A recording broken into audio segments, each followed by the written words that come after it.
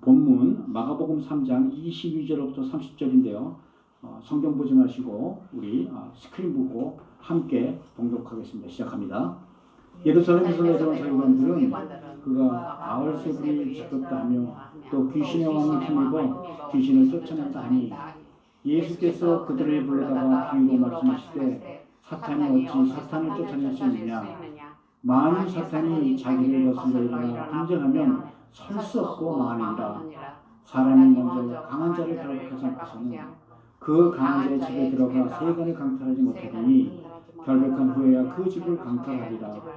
내가 진실로 너희에게 이르노니 사람은 모든 죄와 모든 모독하는 일을 사하심 없되 누구든지 성령을 모독하는 자는 영원히 사하심 얻지 못하고 영원한 죄가 되느니라 하시니 이는 그들이 말하기를 더러운 귀신이 들렸다 함이로라. 아멘. 오늘은 예수와 바알세불이라는 제목을 가지고 말씀을 함께 나누도록 하죠. 근데 여러분 오늘은 아주 가장 기초적인 질문을 여러분한테 드리면서 시작하겠습니다. 여러분들 교회에 왜 다니십니까? 행복하게 살자고? 혹시 죽어서 천당에 가자고? 물론 말이죠. 근데 말씀을 좀 틀어볼게요. 혹시 선하게 살려고? 아니면 영적으로 살려고? 만약 여러분들이 행복하거나 선해지게 교회를 다니신다면 사실 여러분들은 곧 실망하게 되실 겁니다. 교회 다니지 않아도 사람들은 얼마든지 선하고 행복하게 살아갈 수 있기 때문이죠. 그런데 교회에서는 여러분들에게 영적으로 살라고 가르칩니다. 왜냐하면 진정한 행복이나 선행은 모두 영적인 삶으로부터 나오는 영적 열매가 되니까요. 아멘. 그러면 도대체 이 영적인 삶이라는 것은 무엇을 말하는 걸까요? 성경에 보면 하나님은 영이시다라는 말씀이 나와 있죠. 영은 성경에서는 보이지 않는 하나님, 창조주 하나님을 의미하고 있습니다. 그러므로 영적으로 산다는 말은 하나님, 창조주 하나님의 뜻대로 사는 삶을 의미하겠죠. 아멘. 그런데 여러분, 우리가 사는 이 세상에는 영적인 존재가 오직 하나님 한 분뿐만이 아니라는 거예요. 이 세상에는 하나님의 영이신 성령과 세상의 영인 악령, 그리고 우리 사람의 영이 함께 존재해요. 그래서 성경 에베소서 2장 22절을 보면 공중 운세 잡은 자라는 말이 나옵니다. 영어 원문에 보면 The ruler of the kingdom of the air라고 나와요. 타락한 천사 사탄을 뜻하는 말입니다. 그러니까 이 사탄도 역시 우리 눈에 보이지 않는 영적인 존재이자 악령들의 우두머리가 된다는 말이에요. 그러므로 공기로 숨을 쉬고 살아야 하는 우리 인간도 악령이 다스리는 이 세상을 살아가야 한다는 거지요. 그런데 오늘 본문에는 세상의 영이자 악령인 이 사탄을 바알세불이라는 명칭으로 불러요. 등장해요. 이 바알세불은 바알의 집, 파리소굴이라는 말로 사실은 유대인들이 아주 이 사탄을 멸칭해서 부르는 말이에요. 예수님은 귀신 들린 자를 고치시자, 예수님께서 귀신 들린 자를 고치시자 이를 비방하는 바리새인들이 예수님을 조롱하고 비방하는 말이 되는 겁니다. 그러자 예수님은 오늘 본문을 통해서 영적인 세계에 관한 말씀을 알려주세요. 여러분들 기억하시겠지만 마가가 처음으로 기록한 예수님의 복음사역도 회당에 들어온 귀신 들린 자를 치유하신 그 사건이잖아요. 세상의 질병은 세상의 약이나 사람의 지식으로도 어느 정도 고칠 수가 있어요. 그러나 이런 영적인 질병들은 하나님의 특별하신 능력이 아니고서는 고칠 수가 없지 않습니까? 그만큼 귀신 들린 자를 고치시는 이 예수님의 사역은 사실은 예수님의 사역의 엑기스라고 말할 수 있는 거 아니겠어요? 그래서 사실 예수님의 가르침에서 가장 중요한 가르침이 바로 이 영적 세계에 관한 가르침이 될 줄로 믿습니다. 우리 이 세상을 살아가면서 우리 주 되신 예수님의 영적 본능으로 악한 세상 악령의 군세를 이겨나가신 우리 모두 되시를 주님의 이름으로 축복드립니다. 오늘은 본문을 통해 이 악령을 다스리는 영적 권세, 영적 원리에 관한 예수님의 말씀을 함께 나누도록 하겠습니다. 첫째로 보면 예수님과 바알세불은 전혀 양극인데 예수님이 바알세불로 불리게 된 배경이 있다는 거예요. 우리 지난 몇 주 동안은 이 절기 예배 때문에 우리 마가복음 강의 시리즈를 몇 주간 건너뛰었어요. 이제 본론으로 돌아가기 전에 잠시 지난 예수님의 행적에 관한 기억을 되살리는 시간을 갖기를 원합니다. 세례 요한이 옥에 갇히자 예수님은 이제 요단강에서 갈릴리 가버나움으로 이사 오셔서 본격적인 공생애를 시작하십니다. 특별히 마가는 이 예수님의 본격적인 공생의 출발로 예수님의 치유사건 5가지와 이로 인해 벌어지는 기존 유대 종교 지도자 간의 충돌 2가지 사건을 기록해 놓았어요. 각각 상징성을 띤 다수 환자들, 즉 회당에 들어온 귀신 들린 더러운 영을 가진 사람, 열병에 걸렸던 베드로의 장모 이야기, 나병 환자 이야기, 중풍병자 이야기, 그리고 죄인으로 살아가던 세리 마태가 회복됐던 이야기 5가지와 그리고 또 이로 인해 복음과 충돌하는 2가지 사건, 즉 종교적인 관습인 금식에 관한 문제와 또 안식일로 인해 벌어지는 율법과의 충돌에 관한 이야기였습니다. 여하튼 이로 인해서 인근에서부터 소문이 나기 시작한 예수님의 명성은 국경 너머에까지 퍼져나가죠. 한편 이런 예수님의 인기를 감당하지 못한 그 바리새인들과 헤롯 당원은 예수님을 죽이기로 공모를 해요. 이제 예수님의 소문을 듣고 이방에서도 수많은 사람들이 예수님을 찾아옵니다. 성경은 예수님께서 식사할 겨를조차 없이 바쁘셨다고 기록하고 있어요. 이때 오랫동안 집에 돌아오지 않는 예수님을 찾아온 가족들에게 예수님은 이렇게 반응합니다. 누가 내 어머님의 동생들이냐? 누구든지 하나님의 뜻대로 하는 자가 내 형제요 내 어머니니라. 이런 예수님을 본 가족들은 예수님을 향하여 그를 미쳤다고 주장하고 발길을 돌립니다. 마침 이 예수님의 소문을 듣고 사내들인 공회에서도 서기관 몇 명을 감시용으로 파견합니다. 서기관들은 이 예수님의 인기에 크게 시샘하고 경계하여 예수님에게 누명을 씌워 매도하기 시작하죠. 여러분, 사람들이 적대 세력을 제거하기 위한 가장 단순한 방법이 상대방의 누명을 씌우는 방법이죠. 정치인들이 정적을 제거할 때 흔히 쓰는 방법입니다. 그런데 무슨 일이든지 상대방을 비난하기 위해서는 어떤 보편적인 공감의 틀이 필요하잖아요. 상대를 매도하는 틀을 이용해서 적과 동기 이분법으로 이슈를 단순화시켜서 상대를 정죄해 나가는 거죠.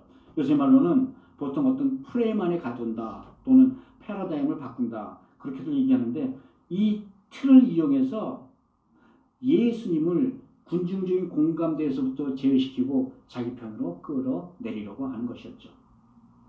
당시 유대 사회에서 가장 보편적인 공감의 틀, 군중심리는 바로 율법이었어요. 처음에 바리새인들은 예수님을 안식이라는 율법의 틀을 갖고 가두어 예수님을 모함했지만 실패했잖아요. 여러분 이때 예수님이 이 율법의 틀을 부수시면서 사용했던 말씀 기억하세요? 새술은 새부대.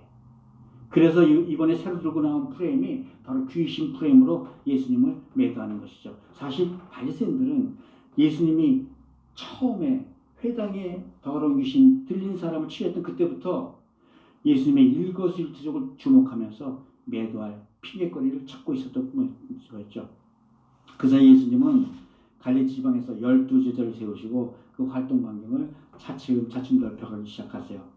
이에 예루살렘에서 보낸 서기관들은 이번에는 예수님을 귀신 프레임으로 걸어 매도하기 시작합니다. 우리 22절 함께 볼까요? 22절 함께 봅니다. 예루살렘에서 내려온 서기관들은 그가 바알세불에 집혔다 하며 또 귀신의 왕을 힘입어 귀신을 쫓아낸다 하니. 서기관들은 유대인들이 가장 싫어하는 이 사단이라는 틀로 예수님을 그 프레임 안에 가두기 시작한 겁니다. 이에 예수님께서는 그들의 이 매도에 대한 2가지 비유를 주시면서 아주 논리적으로 반복하세요. 첫 번째 비유가 나라의 비유예요. 만일 나라가 스스로 분쟁하면 그 나라가 설 수가 없고, 다음이 우리 집안에 관한 비유입니다. 만일 집안이 분쟁하면 그 그 집이 설 수가 없고, 그래서 이 결론으로 23절 26절에서 이렇게 말해요. 사단이 어찌 사단을 쫓아낼 수 있으며 만일 사단이 자기를 거스려 분쟁하면 사단의 나라는 설 수도 없고 망하느니라. 그런데 예수님이 이런 비유를 하신 데는 두 가지 이유가 있었어요. 당시 유대인들은 로마 점령군 하에 이두메 족속 헤롯 왕가의 통치를 받고 있었을 때거든요. 그러나 사실 헤롯의 통치 전에 이스라엘은 이 마카비 반란인 것을 통해서 헬라 제국으로서 독립해 나오면서 하수몬 왕조라는 새로운 독립국가를 세운 독립된 나라였어요. 그런데 이 하수몬 왕조에서 왕이 자기가 대제사장 직분을 같이 겸직하려고 하자 이 왕조에 내분이 생겨버린 거죠. 이를 반대하는 바리새인들과 이를 찬성하는 사두개인들로 나라가 둘로 나뉘어버린 겁니다. 그러자 하수몬 왕가에서는 바리새인들을 6,000명을 또 그 가족들을 아주 몰살시켜버리고 말아요. 이 때문에 하수몬 왕가에서 왕위 다툼이 일어났을 때 왕이 계승권에 관한 다툼이 일어나고 또 이를 중재하려고 당시 로마 제국이 이 일에 낍니다. 결국은 이스라엘 지방을 점령하고 있던 로마는 황제의 친구이던 에서족 속 헤롯을 분봉왕으로 내세워 통치를 맡겨버린 것이죠. 오늘 예수님에게 사단의 누명을 씌우던 서기관들은 당시 이 분열된 사건에 관계되었던 대단해서 대제사장 직분을 얻어간 그런 사람들로 실제로 나라가 망하는 고통을 피부로 느끼고 본 그런 사람들이었습니다. 예수님은 이들에게 나라가 분열되면 어떻게 되는지, 집안이 분열되면 어떻게 되는지, 그 분열된 그 집안들의 운명에 관한 당시 상황을 예로 들어서 설명해 주신 것이죠. 그러면서 예수님이 귀신 들렸다고 매도하는 서기관들에게 이렇게 대처하세요. 예수님은 사단과 영적 전쟁을 설명하시는 말씀을 계속하여 이루어 나가십니다. 그러면 예수님이 보여주는 영적 세계는 어떤 것이었을까요? 우리 27절 우리 함께 읽죠. 27절 사람이 먼저 강한 자를 결박하지 않고는 그 강한 자의 집에 들어가 세간을 강탈하지 못하리니 결백한 후에야 그 집을 강탈하리라. 여기서 예수님 말씀하시는 강한 자는 누굴까요? 바로 바알세불 말하는 거죠. 사단을 말하는 거예요. 그렇다면 예수님이 비유를 통해 하시고자 하는 말씀은 누굴까요? 우리의 인생에는 우리를 죄짓게 하고 핍박하고 고통에 빠뜨려 죽이려는 강한 사단이 장악하고 침입해 있는데 그 사단을 무너뜨리려고 꼼짝 못하고 묶기 위해서는 먼저 그보다 더 강한 자가 필요하고 그 강한 자가 바로 나 예수라고 말씀하시는 거예요. 즉 예수님은 자신이 강한 자 사단을 결박시켜 하나님으로부터 온 하나님의 아들 메시아이심을 암시하신 겁니다. 아멘. 근데 여러분 이 말씀에 아주 중요한 영적인 원리가 있어요. 강한 자를 먼저 결박해야 집이 온전히 보존된다는 거예요. 우리 안에 사는 강한 자를 먼저 사탄을 결박해야 이 땅에서 우리가 영적 축복을 누리며 살 수 있다는 말씀입니다. 여기 쓰고 있는 중요한 영적 원리가 뭘까요? 우리 지난주에도 잠시 언급했죠. 이 땅에서 벌어지는 모든 일들은 하늘에서 벌어지는 일들의 그림자라는 거죠.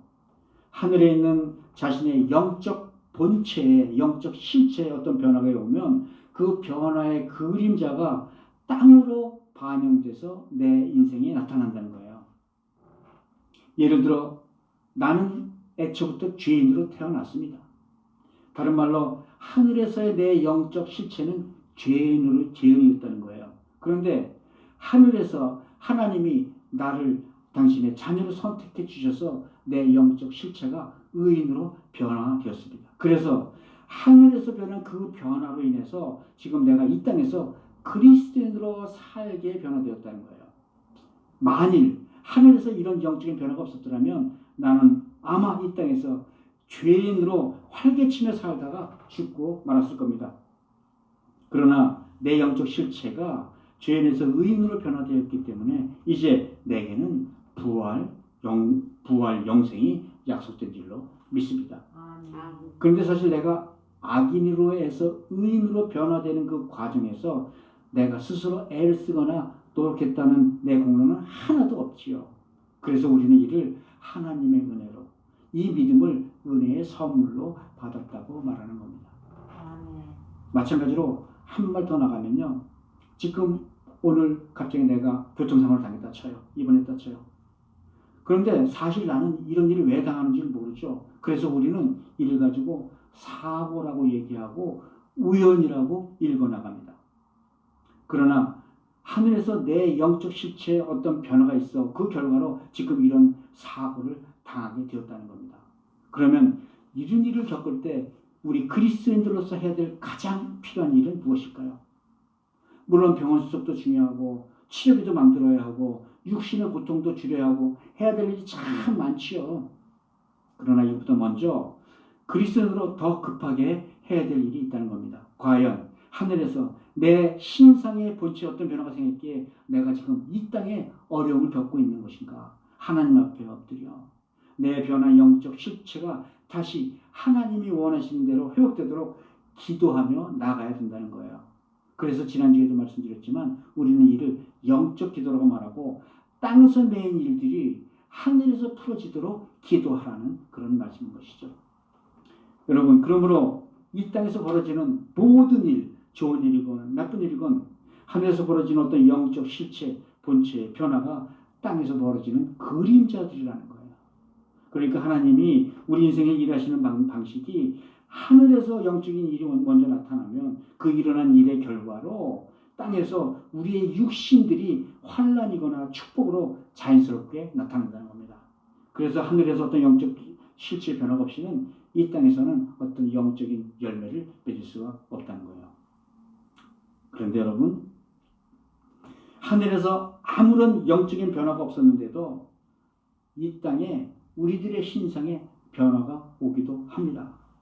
하늘에서 아무 변화가 없어도 이 땅에서 축복처럼 보이는 일이 벌어지기도 한다는 거예요. 예수를 안 믿지만 열심히 일해서 열심히 돈을 벌어서 어떤 성공을 거둔 일도 많다는 거예요. 그런데 이런 모든 일들을 하나님으로부터 온 축복이라 여기지 말라는 겁니다. 기억하시 바라요. 하늘엔 성령과 악령 두 영이 존재한다는 것. 하나님으로부터 온 성령의 축복은 반드시 먼저 공중곳을 잡은 강한 사탄을 결박하면서부터 시작한다는 거예요. 사탄이 결박되어야만 성령이 회방받지 않고 하나님께서 온전한 축복을 부어주실 수 있다는 거예요. 여러분, 우리 욥, 세상의 의인이라고 하나님께서 인정하시고 사랑하시던 그 욥이 왜 험한 이런 고난을 겪었을까요? 바로 사단의 참소가 있었기 때문이 아니었어요. 결국은 이 사단이 결박되고 나서야 욥도 다시 의인의 자리로 돌아가 하나님의 더 큰 축복을 얻었다는 거잖아요. 여러분, 사단, 즉 공중곳에 잡은 악령의 가장 중요한 특징이 뭔지 아세요? 우리를 속이는 거라는 겁니다. 사단은 평화의 사자로 축복의 광명성을 가장하고 세상 사람들의 욕망을 자극하면서 우리에게 들어온다는 거예요. 그래서 아무런 영적인 변화가 없이 얻어진 축복은 결코 하나님으로부터 축복은 아니라는 겁니다. 이것은 오히려 사단의 속임수라는 거예요. 그렇습니다, 여러분. 여러분이 열심히 일하고 착하게 살면 좋아 보이는 일들을 얻을 수도 있습니다. 그렇지만 이 모든 것이 하나님으로부터 온 영적인 축복은 아니라는 것을 잊지 마시라는 거예요. 어쩌면 이 축복이 사단으로부터 온 거짓 축복일 수도 있다는 사실을 꼭 기억하시기 바라는 겁니다.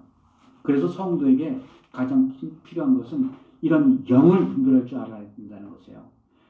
영적인 일과 좋은 일은 다른 거라는 겁니다. 그러므로 여러분, 교회는 좋은 일을 기대하는 것이 아니라 영적인 일을 기대하는 것인 줄 믿습니다.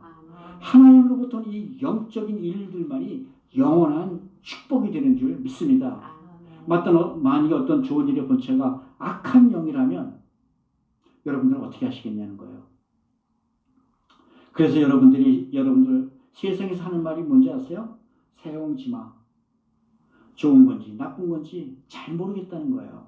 말이 도망가서 온 집이 나가서 산속에 찾아 나갔어요. 나쁜 일이 벌어진 거죠. 근데 그 말이 산속에서 암말과 놀고 있는 걸 보고 암말까지 끌고 집으로 데리고 들어왔습니다. 좋은 일이 됐어요.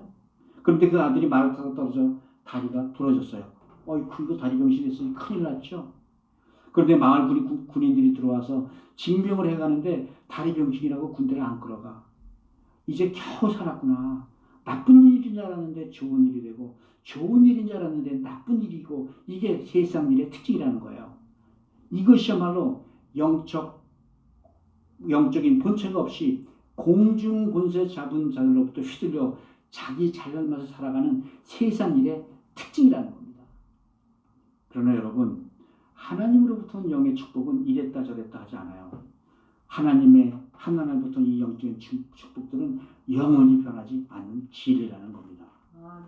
그래서 하늘에서 하나님이 선이라고 말씀하신 것이 이 땅에서 이루어질 때는 아무리 시간이 많이 지나고 상황이 자주 바뀌었다고 해도 결국은 영원한 선으로 남아있을 것이고, 그것이 만약에 공중권세 잡은 사단의 권세로 세용제마가 되면 복이 저주로 또 저주가 복이 되면 이런 거는 우리들한테 속임수를 부리는 사단의 계획이라는 그런 말씀이에요.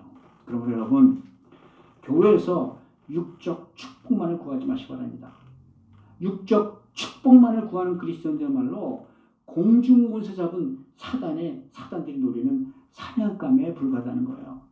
육적 축복은 영적으로 깨어있을 때 자연스럽게 쫓아오는 영적 축복의 그림자인 줄 믿으시기 바랍니다. 그래서 베드로 사도는 베드로전서 5장에서 이렇게 얘기했잖아요. 근신하라 깨어라, 너희 대적 마귀가 우는 사자처럼 두루 다니며 삼킬 자를 찾나니 너희는 믿음을 굳게 하여 그를 대적하라. 여러분, 깨어있으라는 말씀이에요. 영적으로 깨어 내 안에 사단이 결박되어진 사람으로 살아야 한다는 거예요. 영적으로 깨었다는 건 눈에 보이는 세상 일보다 눈에 보이지 않는 하늘의 일에 관심을 쏟으라는 거예요. 영적으로 깨어있지 않다면 아무리 열심히 일하고 봉사해도 그 결과는 모래성일 수도 있다는 겁니다. 지금 아무리 열심히 예배하고 기도하고 한다 하더라도 그것만 가지고는 충분하지 않다는 거예요. 우리가 혼으로도 얼마든지 예배하고 기도할 수 있지만 그거 가지고는 악령을 결박하지 못한다는 거예요. 그럼 어떻게 결박해야 되느냐? 오직 그리스도의 영으로만 결박되는 줄 믿습니다. 영적으로 예배드리고 영적으로 기도하고 영적인 일을 함으로 내 영이 깨어 있으라는 거예요. 말을 하려거든 영적인 말을 하고 봉사를 하려거든 하나님이 주시는 힘으로 하는 것처럼 하라는 거예요. 오직 내 안에 살아계신 예수님만이 우리에게 예수 그리스도의 부활의 권세를 누리게 해주신다는 말씀입니다. 그러므로 예배도 그냥 단순히 예배드리지 마시기 바라요. 먼저 준비하시기 바랍니다. 말씀 듣기 전에 내 안에 계신 성령님께 간구하시기 바랍니다. 내 영이 깨어있게 하여 주시옵소서. 오직 이를 통하여 하나님만을 바라보는 이 시간 될 수 있도록 도와주시옵소서. 오직 내 안에 계신 성령님만이 공중권세 잡은 자를 골복할 수 있는 줄 믿으시기 바랍니다. 사랑하는 성도 여러분, 우리의 싸움은 혈과 육의 싸움이 아니에요. 보이는 세계에 속한 싸움이 아니라 보이지 않는 세계, 악하고 강한 자를 결박해가는 그런 싸움이란 겁니다. 그러므로 우리는 무작정 열심히 사는 게 아니라 영적으로 눈을 뜬 삶을 살아야 되는 줄 믿습니다. 모두 성령 충만하여 삶 속에서도 악한 영을 이겨나가는 하나님의 은혜 누려내시기를 주의 이름으로 축복드립니다. 이어서 예수님은 성령을 악령으로 매도해가던 바리새인들의 죄에 대해서 이렇게 말씀하세요. 그러면 셋째, 영원히 용서받지 못할 죄, 성령 모독죄는 어떤 것일까? 본문 우리 28절부터 30절까지 28, 29절, 30절 함께 읽습니다. 내가 진실로 너에게 이르노니 사람의 모든 죄와 모든 모독하는 일은 사하심을 얻되 누구든지 성령을 모독하는 자는 영원히 사하심 얻지 못하고 영원한 죄가 되느니라 하시니 이는 그들이 말하기를 더러운 귀신 들였다 함이로라. 여러분, 여기서 우리는 아주 어렵고 두려운 주제를 만나요. 그것은 성령 모독죄에 관한 말씀입니다. 이는 원래 성령의 사역을 귀신 들렸다고 몰아붙이는 이 사두개인들의 태도를 시작하는 말씀이시잖아요. 그러나 예수님께서 당신의 입으로 직접 말씀하시는 성령 모독죄, 영원히 죄상을 받지 못하는 죄, 그 어떤 죄가 그럴까요? 마음에 많이 걸리시지요. 원래 하나님께서는 우리의 어떤 흉악한 죄도 모두 용서하신다고 약속하지 않으셨나요? 그런데 직접 성령 모독죄라고 말씀하시니 한편으로는 참 두렵기도 하고 조심스럽기도 하다는 거예요. 사실 우리가 믿음이 아무리 좋고 언제나 깨어있다 하더라도 성령의 은사나 그 사역을 우리가 판단하기 쉽지 않잖아요. 만일 우리가 섣불리 그런 집회나 은사를 잘 판단했다가 우리도 잘못하면 영원한 심판에 처해지는 건 아닐까? 예컨대 어느 집회에서 성령 역사하며 치유 집회를 했다고 쳐요.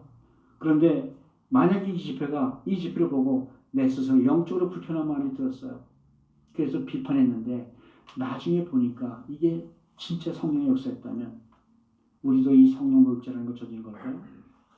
아니면 교회에 가는데 어떤 성도의 영적 능력이 너무나 눈에 튀어나와요. 그래서 비판하거나 정지했다면 이 역시 성령을 모독한 걸까요? 혹시 예수님을 미쳤다고 지적했던 예수님의 가족들은 어떤 결과를 얻었을까요? 그 가족도 성령을 모독한 그런 죄를 저질렀을까요? 그렇지 않다는 거예요. 성령 회방죄는 오늘 말씀에서만 이해하라는 겁니다. 3절을 보니까 예수님에게 더러운 귀신 들었다고 비난하는 이 사두개인들에게 하시는 말씀이라는 거예요. 성령에 관한 어떤 불특정된 우리 성도들에 관한 경고의 말씀이 아니라는 거죠. 다른 말로 예수는 믿지만 성령에 대해서 혼란을 겪고 있는 우리 믿음의 사람들에게 주시는 말씀이 아니라는 거예요. 여러분 정확하게 주님 앞에서 영원히 용서받지 못할 죄는 없습니다. 사도 바울을 보세요. 스데반 집사의 처형의 책임자였고 예수 믿는 자들을 잡으러 다메섹까지 쫓아갔던 악한 자였어요. 그러나 주님께서 단 한 번의 환상으로 그를 회개시키시잖아요. 그래서 요한복음 1장 9절에서 이렇게 말씀하시는 거예요. 만일 우리가 우리 죄를 자백하면 그는 미쁘시고 의로우사 우리 죄를 사하시며 우리를 모든 불의에서 과거 현재 미래의 모든 불의에서 깨끗게 하실 것이요. 아멘. 또 우리 아까 사도신경 외울 때도 이렇게 우리 죄를 사해 주시는 것을 믿사오며 고백했잖아요. 이는 우리 기독교의 아주 중요한 내용이 바로 하나님으로부터 우리의 죄가 용서받았다는 그런 믿음이죠. 하나님께서 당신의 아들 예수 그리스도를 이 땅에 보내신 것도 우리 죄를 용서하기 위함이고 예수 그리스도가 십자가에서 피를 흘리고 죽으신 이유도 죄인인 우리가 그 피로 용서받았음을 알려주시기 위함이었다는 거예요. 또 성령님께서 강림하신 이유도 우리의 죄가 용서받았다는 증거로 우리 안에 보내주셨다는 겁니다. 그래서 요한복음 20장에 보면 이렇게 말하는 말씀이에요. 예수님은 성령을 받으라. 너희가 누구의 죄든지 사하면 사해질 것이고 누구의 죄든지 그대로 두면 그대로 있으리라. 그럼에도 불구하고 예수님께서 특별히 말씀하신 이 성령을 모독하는 죄는 우리가 한 번쯤 생각해 봐야 될 주제라는 거예요. 예, 오늘 바리새인들처럼 성령의 역사를 고의로 거역하거나 지속적으로 거절하는 죄가 있다는 거예요. 이런 사람들은 성령 모독죄로 용서받지 못할 거라는 거예요. 그러면 이런 사람들의 특징이 뭘까요? 바로 회개할 줄 모르는 사람들이라는 겁니다. 여러분들 예수님께서 공생을 시작하시면서 처음 하신 말씀이 무엇이에요? 회개하라 천국이 가까이 왔느니라.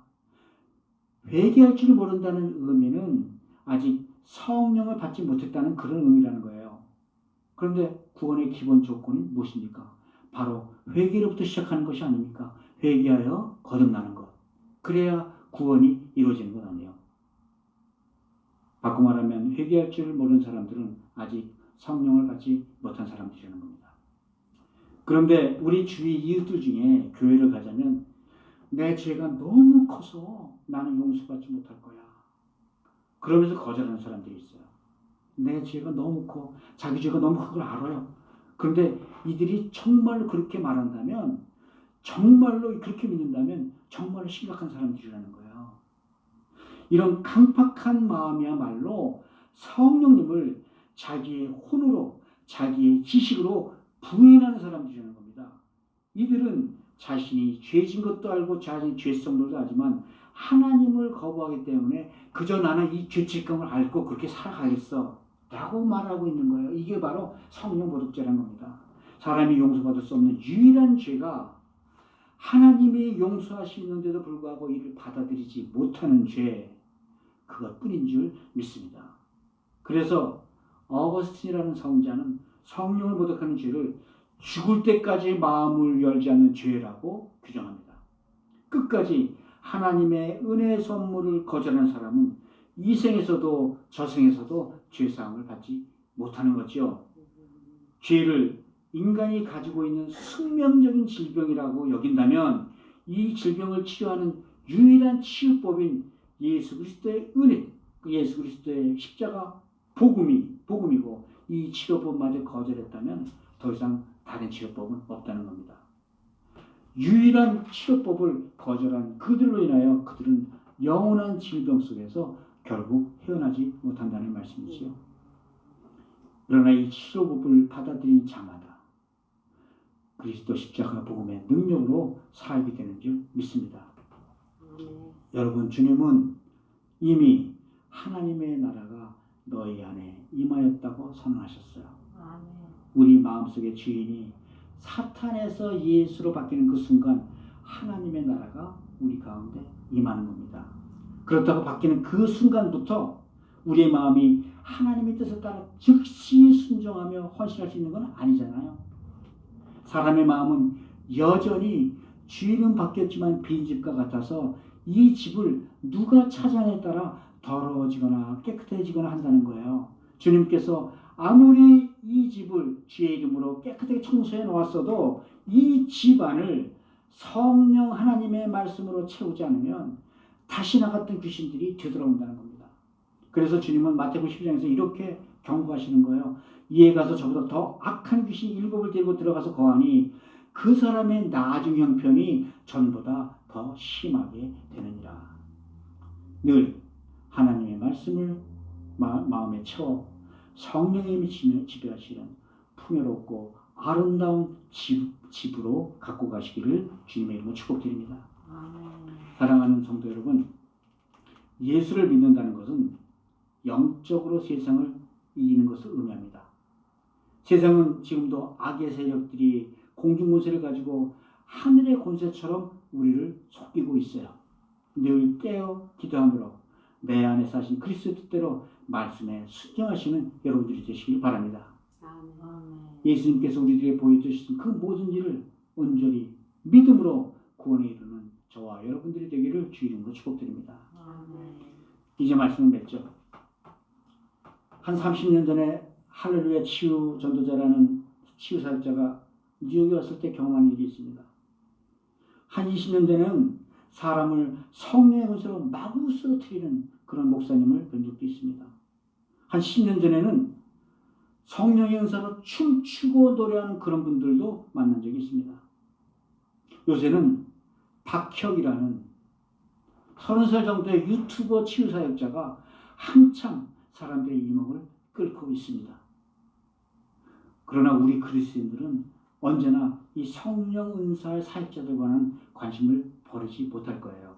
왜냐하면 예수님이야말로 역사상 가장 위대한 치유 사역자이셨기 때문이지요. 그러나 우리는 누구도 확실하게 성령의 은사와 악령의 소임수를 분별할 능력이 없어요. 그래서 우리의 좁은 안목과 경험으로 하나님의 이 원대한 성령의 능력을 분별할 수 있겠습니까?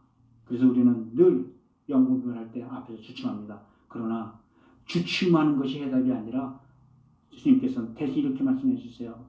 시편 51조 10절에 보면요, 주춤하지 말고 이렇게 기도하라는 거예요. 하나님의 내 속에 정한 마음을 창조하시고 내 안에 정직한 영을 새롭게 하여 주옵소서. 내 속에 정한 마음을 창조하시고 하나님의 기이한 뜻을 밝히 알 수 있기를 기도하시기 바랍니다. 사랑하는 성도 여러분, 눈에 보이는 것은 잠깐이요 보이지 않는 것은 영원합니다. 눈에 보이는 인생의 흥망성쇠에 일희일비하지 마시고 영원할 것을 찾아가는 영적인 삶을 살아나가시길 바랍니다. 아멘. 우리 안에 계신 성령님을 내 마음의 최우선 자리에 놓으시기 바랍니다. 그리하면 진리의 영이신 성령께서 우리를 마음으로 감동시키시고 능력으로 역사해 주실 줄 믿습니다. 아멘. 우리 모두 성령 충만하여 영을 분별하고 성령님의 감동하심을 순복하여 하나님의 역사를 일어나고 그 역사의 통로로 쓰임을 받는 신실한 그리스도로 살아가시기를 주 예수 그리스도 이름으로 축복드립니다.